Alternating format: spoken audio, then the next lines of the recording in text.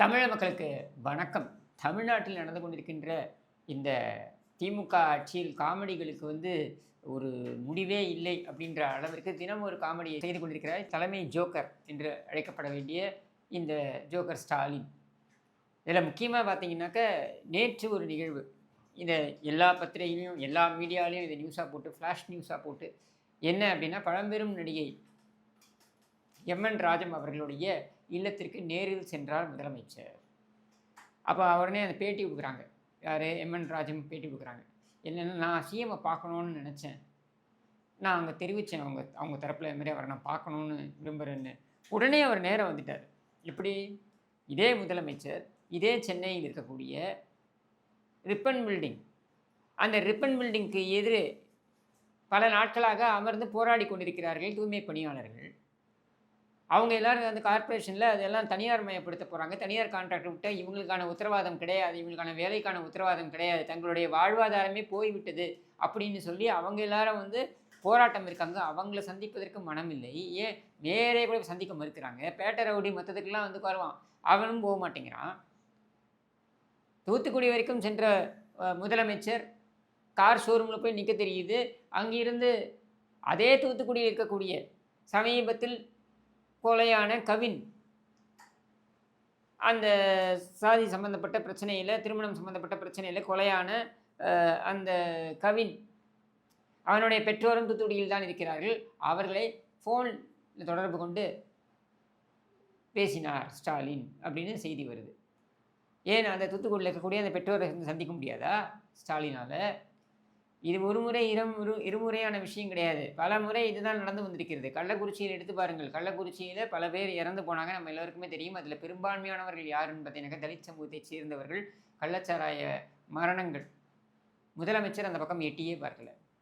வேங்கை வெயில் சம்பவம் நம்ம எல்லாருக்குமே தெரியும். அது எப்படி மாநிலத்தையே உலுக்கியது அப்படின்னு சொல்லிட்டு அதற்கும் முதலமைச்சர் அந்த பக்கம் எட்டியே பார்க்கவில்லை.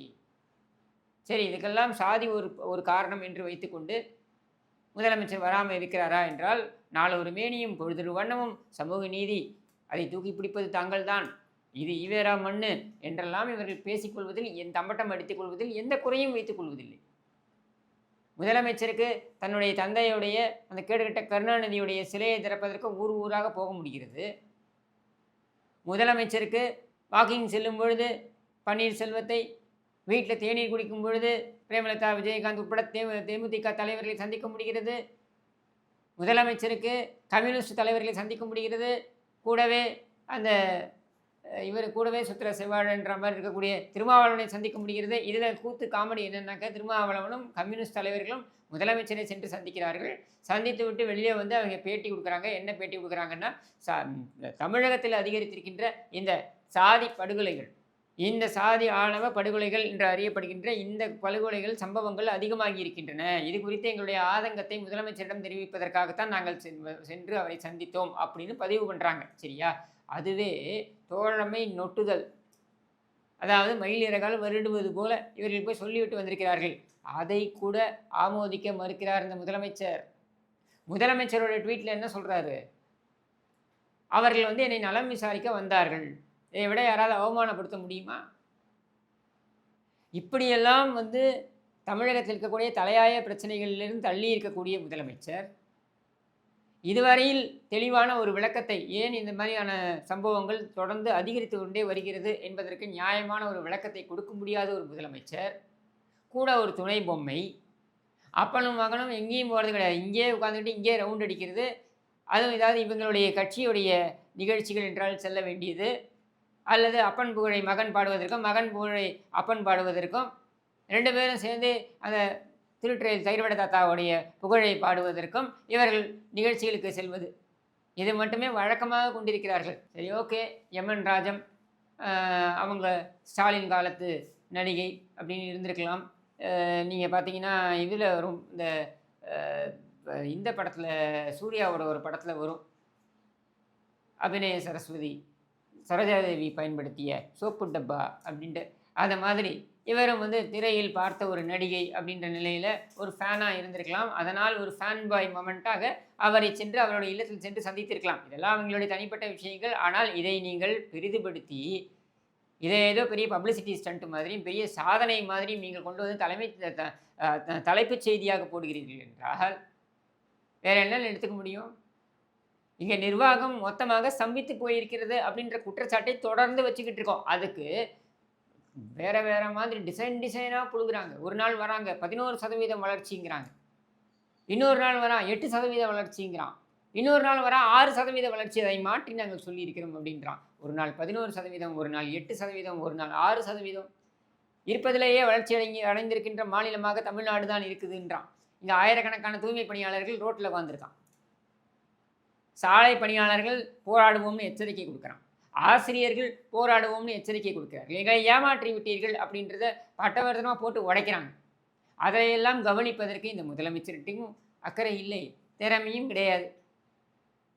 கடைஞ்செடுத்த தத்தியை கொண்டு வந்து நாம் முதலமைச்சராக வைத்திருக்கின்ற காரணத்தினால இதையெல்லாம் நாம் சகித்து கொண்டு செல்ல வேண்டும். ஆனால் அதிகாரிகள் என்ன செய்து கொண்டிருக்கிறார்கள் என்றால், இந்த உதயச்சந்திரன் போன்ற IAS அதிகாரிகள் இவர்கள் திறமையை எங்கே காட்டி கொண்டிருக்கிறார்கள் என்றால், எதிர்க்கட்சி வரிசையில் இருக்கக்கூடிய கட்சிகளில் என்னென்ன குழப்பத்தை ஏற்படுத்தலாம் ஒன்று, ரெண்டாவது எதிர்க்கட்சியில் கூட்டணிகள் அமையாமல் எப்படி பார்த்துக்கொள்வது, இதெல்லாம் தான் இவர்களுடைய தலையாய பிரச்சனையாக வைத்திருக்கிறார்கள். பன்னீர்செல்வத்துக்கு ஃபோன் மேலே ஃபோன், யார் நம்ம உதயச்சந்திரன் என்று தகவல், எப்படியும் வந்து பார்த்துருங்க வாக்கிங் போகும்பொழுது அப்படின்ட்டு. இவர் தான் அந்த கஜகோல் பாண்டியன் போல் ஒரு கையில் ஒரு மந்திரக்கோல் எடுத்துன்னு போவார். அந்த மந்திரக்கோல் மைனர் மாதிரி அந்த தியோசாபிக்கல் சொசைட்டியில் வாக்கிங் போகும்பொழுது அங்கே அப்படியே வேட்டி சட்டையுடன் வாக்கிங் வருகிறாராம். யார்? இவர் பன்னீர்செல்வம். எல்லாம் கதை பாருங்கள், அப்படியே செட்டப். உடனே அவரை வந்து அன்று மதியமே வீட்டுக்கு அழைத்து திரும்பி அடுத்த நாள் காலையில் அதே இடத்துல சந்திப்பு, வாக்கிங் போகும்போது சந்திக்க வைத்து, இப்படின்னு இல்லை. இதற்கெல்லாம் முழுமையாக யார் வேலை செய்கிறார்கள் என்றால் அதிகாரிகள். மக்களுக்காக பணி செய்வதற்காக அதிகாரிகளை பணித்தால் அவங்க இதை செஞ்சுக்கிட்டு இருக்காங்க. அடுத்து தலைமைச் செயலாளர்லேருந்து என்ன இதில் ரொம்ப மும்முரமாக இருந்தார்கள் என்றால், துர்கா ஸ்டாலின் வெளியிட்ட அந்த புத்தகம் இருக்குது பாருங்கள், அபிதான சிந்தாமணி மாதிரி. அபிதான சிந்தாமணி தமிழருடைய என்சைக்ளோபீடியா என்று சொல்லலாம். சிங்காரவேல் முதலியார் அவர்கள் வெளியிட்டது. அவ்வளவு தலை சிறந்த நூல். அது மாதிரி இது முக்கியமான பொக்கிஷம் இல்லையா? அதனால் இந்த திராவிட என்சைக்ளோபீடியா, துர்கா ஸ்டாலின் அவரும் நானும், மீன் குழம்பு கதை, தோசை சுட்டு கொடுத்தது, சப்புன்னு அற வாங்கினது, இந்த கதையெல்லாம் வைத்திருக்கின்ற அந்த புத்தகத்தை வெளியிடுவதற்கு, அந்த வெளியீட்டு விழாவுக்கு எல்லா VVIPஸையும் அழைப்பதற்கு மும்முரமாக அதிகாரிகள் உட்காந்துருக்காங்க. மேடம் டென்ஷன் ஆகிடுவாங்க, வந்துடுங்க அப்படின்னு சொல்லிட்டு. இதுக்கு தான் அதிகாரிகள் இருக்காங்களா? இப்படி தனிப்பட்ட இவர்களுடைய PR ஸ்டண்ட்டுகளுக்கு, இந்த குடும்பம் ஏற்படுத்தக்கூடிய அந்த விளம்பர வெறிக்கு தீனி போடுவதற்கு தான் இங்கே அதிகாரிகள் இருக்கிறார்களா? அமைச்சர் அவங்க போய் காரில் போய் உட்காந்தாங்கன்னா அந்த சேலை அந்த தலைப்பு வந்து அந்த கதவுல சிக்கிற போதுன்னு எடுத்து விடுறதுக்கு ஒரு அமைச்சர், அறநிலைத்துறை அமைச்சராம். யார்? நம்ம ஸ்னேக் பாபு, சேகர் பாபு, பேட்டரவுடி. இப்படி அமைச்சர்களே மாறிவிட்டார்கள். இப்போ அதிகாரிகள் அடுத்தது என்ன அப்படின்னா, இவங்களை சூப்பர் CM-ஆக முன்னிலைப்படுத்துவதற்கு, நான் ஏற்கனவே சொன்னேன் இல்லையா, இவங்களை முன்னிலைப்படுத்துவதற்கான அத்தனை ஆயத்தங்களும் நடந்து கொண்டிருக்கிறதுன்னு. அது அரசியல் நகர்வாக துர்கா ஸ்டாலின் அவர்கள் அதை வந்து அந்த மேடம் வந்து எடுக்கிறாங்கன்னா அதை எடுத்துகிட்டு போட்டோம், அது நம்ம பிரச்சனை கிடையாது. ஒவ்வொருத்தருக்கும் அரசியல் ஆசைகள் இருக்கலாம், ஒவ்வொருத்தருக்கும் அரசியல் அபிலாஷைகள் இருக்கலாம், அதை யாரும் கேள்வி கேட்க போகிறதில்ல. உதயநிதியெலாம் இருக்கும்பொழுது, ஸ்டாலின்லாம் இருக்கும்போது ஏன் துர்கா ஸ்டாலின் இருக்கக்கூடாதா? எடுத்துகிட்டு போட்டோம், அது பிரச்சனை கிடையாது. அதாவது தமிழ்நாட்டோட தலையெழுத்து அதுதான்னா அது யாரை மாற்ற முடியும். ஆனால் அதிகாரிகள் இதற்கு லைன் கட்டி வேலை செய்வது அப்படின்றது நம்முடைய பணத்தில் அவர்கள் செய்கிறார்கள் என்பதனால தான் நாம் கேள்வி எழுப்புகிறோம். இல்லை நம்ம ஏன் கேள்வி எழுப்ப போகிறோம்? நீ MN ராஜன் வீட்டில் போய் உட்காரு. ஏன்னா KR விஜயா அவங்களும் வந்து பாவம் பழம்பெரும் நடிகை, அவங்களும் வந்து விருப்பப்படுவாங்க CM-ஐ வந்து சந்திக்கணுன்ட்டு. எல்லாருக்குமே CM-ஐ சந்திக்கணும்னு ஆசை இருக்கும்ல. அங்கேயும் போய் உட்காரு. இன்னும் வேறு யாரெல்லாம் இருக்காங்கன்னு நான் பார்க்குறேன். எனக்கு தெரிஞ்சு காஞ்சனா வந்து இருக்காங்க, அவங்களும் வந்து பழம்பெரும் நடிகை, ஸ்டாலின் காலத்து நடிகைன்னு வச்சுக்கலாம். இவங்களெல்லாம் போய் பாருங்கள் தொடர்ச்சியாக. உங்களுடைய ஃபேன் பாய் மொமெண்ட்டை நீங்கள் அங்கே போய் உங்களுடைய அவங்களை பார்த்து உங்களுடைய ஆசையை தீர்த்து கொள்ளுங்கள். ஏன்னா ஒரு ஃபேன் பாய், ஒரு ரசிகராக உங்களுக்கு அந்த ஒரு திரையில் பார்த்தவரை நம் நேரில் சந்திக்கிறோம்னு இருக்கும் இல்லையா, அதை பண்ணிக்கோங்க, வேண்டான்னு சொல்லலை. ஆனால் அது முதலமைச்சர் என்ற பதவியிலேருந்து இப்போ எப்படியும் ஒரு 6 மாதத்துக்கு அப்புறம் நீங்கள் உங்கள் வீட்டுக்கு தான் போக போகிறீங்க. எப்படி இன்னும் ஒரு 10 வருஷம் கூப்பு தான். அந்த 10 வருஷத்தில் இதெல்லாம் பண்ணி தொலைங்களேன். இருக்கின்ற இந்த 6-7 மாதமாவது அதாவது வேலை செய்கிற மாதிரி நடிக்கவாவது செய்யுங்களேன் அப்படின்றது தான் கோரிக்கை. அதை செய்வாரா என்றால் கண்டிப்பாக செய்ய மாட்டார். ஏன்னா அவங்க டிஎன்ஏலே இது கிடையாது. இவர்கள் இருப்பதெல்லாம் ஒரு மிதப்பு. எப்படியும் இந்த கூட்டணியை மெகா கூட்டணி என்று சொல்லி எப்படியும் நம்ம வெற்றி பெற்று விடுவோம் அப்படின்ற ஒரு மிதப்பில் இருக்கிறார்கள். கண்டிப்பாக ஏமாற்றம் அடையப் போகிறார்கள். ஆனால் இந்த காமெடியை நாம் தினம் தினம் ரசிப்போம்.